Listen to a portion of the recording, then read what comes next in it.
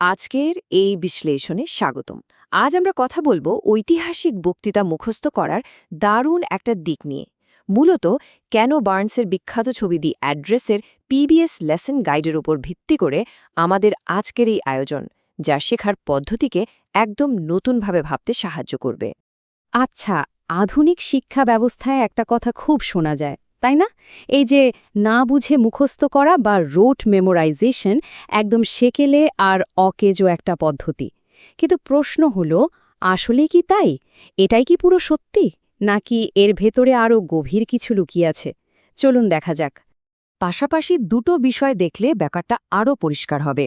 একদিকে শুধু একঘেয়েভাবে মুখস্থ করলে তা ইতিহাসের সাথে কোনো সংযোগ তৈরি করতে পারে না, কিন্তু অন্যদিকে গবেষণায় দেখা গেছে অ্যাক্টিভ মেমোরাইজেশন বা সক্রিয়ভাবে মুখস্থ করার প্রক্রিয়া কিন্তু মস্তিষ্কের দারুণ বিকাশ ঘটায়। এটি উচ্চতর চিন্তন দক্ষতার ভিত্তি করে দেয় এবং শিক্ষার্থীদের মাঝে চমৎকার একটি যৌথ অভিজ্ঞতা তৈরি করে। তো চলুন এক নজরে দেখে নিই আজ আমাদের আলোচনার মূল বিষয়গুলো কি কি। ১. The power of memorisation. ২. Unpacking the address. ৩. The mosaic of learning. ৪. Strategies for mastery এবং ৫. Presenting the great task. প্রথমেই আসছে section ১, the power of memorisation বা স্মৃতির শক্তি। সাবটাইটেল হল বিয়ন্ড রোট লার্নিং। ভাবলে অবাক হতে হয়, 407 years ago অ্যাব্রাহাম লিঙ্কনের এই আইকনিক শব্দগুলো দিয়ে শুরু হওয়া ভাষণটি কিন্তু মাত্র 2 মিনিটের ছিল। সেই সময় দর্শকরা খুব একটা হাততালিও দেননি। অথচ এই ছোট্ট বক্তৃতাটি গত 150 বছর ধরে এক বিশাল উত্তরাধিকার বহন করে চলেছে। কিভাবে এত ছোট একটা ভাষণ এত শক্তিশালী হয়ে উঠল? এবার সেকশন ২, আনপ্যাকিং দি অ্যাড্রেস।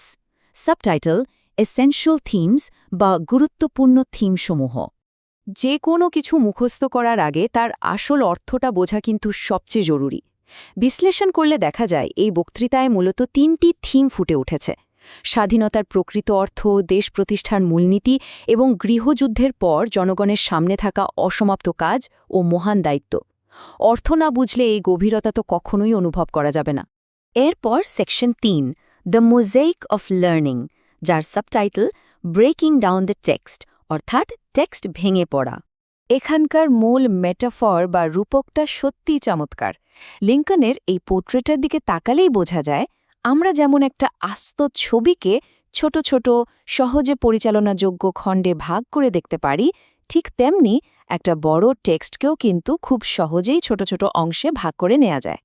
ঠিক যেমন এই ছবিটাকে 16টি নির্দিষ্ট গ্রিড টাইলসে ভাগ করা হয়েছে। মজার ব্যাপার হলো প্রতিটি টাইলসের পেছনে বক্তৃতার একটি করে বাক্য নম্বর দিয়ে লেখা থাকে। এই ছোট ছোট অংশগুলো জুড়ে দিয়ে সম্পূর্ণ বক্তৃতাটি পুনর্গঠন করার প্রক্রিয়াটি প্রমাণ করে দেয় যে তথ্য যত জটিলই হোক না কেন, তাকে চাঙ্ক বা ছোট অংশে ভাগ করে নিলে আয়ত্ত করা একদম সহজ হয়ে যায়। এবার 4 নম্বর section, strategies for Mashrafe. Subtitle হল অ্যাক্টিভ রেসিটেশন বা সক্রিয় আবৃত্তি।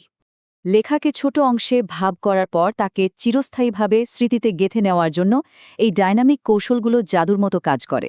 এখানে 4টা ধাপ আছে। এর মধ্যে বিশেষ করে চতুর্থ ধাপটা দারুণ, টোটাল ফিজিক্যাল রেসপন্স বা টিপিআর। এই কৌশলে বক্তৃতার নির্দিষ্ট অংশের সাথে শরীরের সূক্ষ্ম অঙ্গভঙ্গি যুক্ত করা হয়। ফলে মুখস্থ করাটা আর একঘেয়ে থাকে না, এটি একটি জীবন্ত পারফরম্যান্সে পরিণত হয়। আর এভাবেই আমরা চলে এসেছি 5 নম্বর সেকশনে, presenting the great task. Subtitle হল শেয়ারিং দ্য অ্যাড্রেস। এতক্ষণ ধরে যে শব্দগুলো মনের গভীরে ধারণ করা হলো, এবার সেগুলো সবার সামনে তুলে ধরার পালা। এই প্রেজেন্টেশনের জার্নিটা কয়েকদিনের।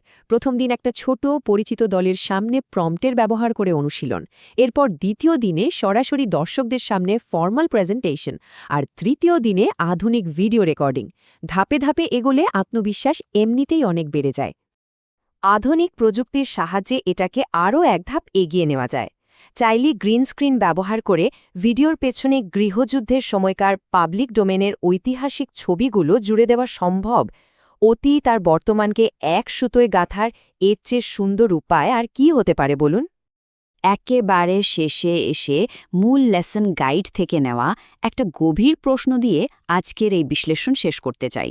আজ আমাদের জন্য কোন অসমাপ্ত কাজগুলো রয়ে গেছে? ইতিহাস তো শুধু অতীতের গল্প নয়, তাই না? অতীতের মহান শব্দগুলো কিভাবে আমাদের বর্তমানের অনুপ্রেরণা হতে পারে, সেটাই আসলে